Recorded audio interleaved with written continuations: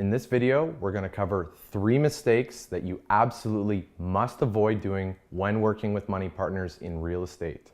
These 3 mistakes that I see a lot of people making are that they don't have a clear plan B, so they don't know what's going to happen if something doesn't go as planned in the deal.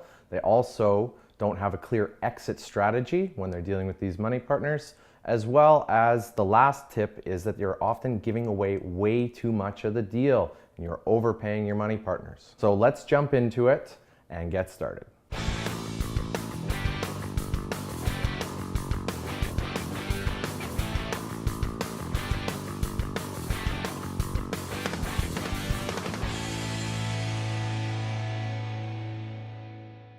One of the biggest mistakes I see rookie deal makers doing is that they're not preparing their money partners for plan Bs.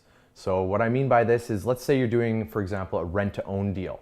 A plan B could be that the deal might take 6 more months longer. If your client needs a little more time to buy and you need to extend the deal to make it work, your money partner better know that that's a possibility. You would say, we expect this deal to finish in 3 years. There's a chance it might take 3.5. I'll keep you updated. I'll let you know before we're going to be getting you out of the deal exactly when that's going to be as the deal progresses. So keeping them updated. If there is a plan B that you need to execute to be able to keep your deal on course, you can make slight deviations. You can still achieve all the results for them even by going down the route of a plan B if your plan A did not pan out. And don't worry about going through every little detail with that partner of yours. It's natural for things to go a little bit different in real life. Just make sure that their expectations are clear at the start so they know what they're getting into. Now, on to tip number 2 is not having a clear exit strategy. So first thing, imagine that you're sitting there and someone wants you to put money in their deal. So just sit on the other side of the table for just 1 minute. So if someone says, hey man, I need to borrow 100 grand. Okay, but when are you going to pay it back? You're just as concerned about when your money's coming back. Is this a 2-year deal? Is it a 3-year deal? Is it 6 months? People want to know when the exit is and what it's going to take to do it. So in the previous example, we used a rent-to-own deal. And so if there's a clear exit strategy, it's going to be having the person who's renting the house buy the house on time. That's the clear exit strategy.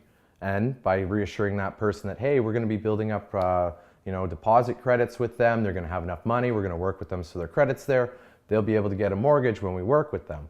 That's our clear exit strategy. That's our plan A. And finally, moving on, and this is a common thing I see with a lot of my students and a lot of the people who I teach, they just give way too much of the deal away.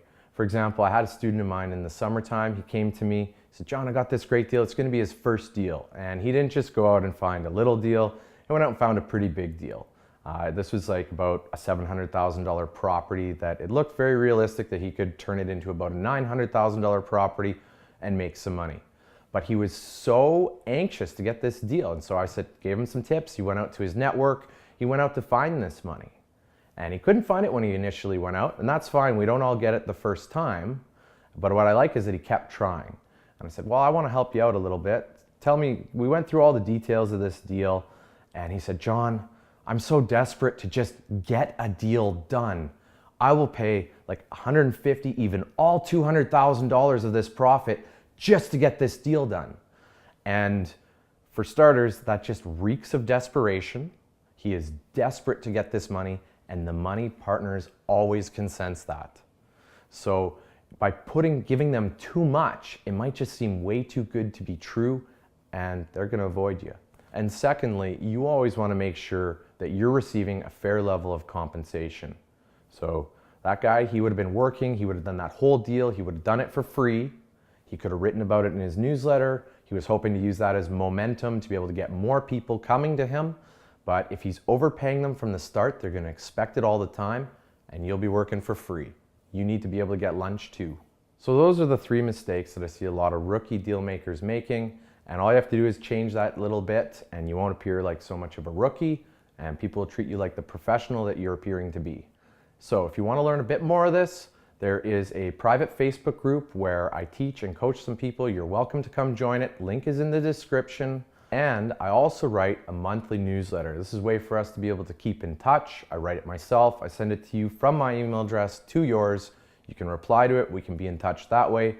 In the newsletter, it's called Deal Flow Monthly, and it comes out once a month, just like the name says. And inside, we have a lot of tips on different strategies you can use. I often provide resources and tools to be able to speed up your success.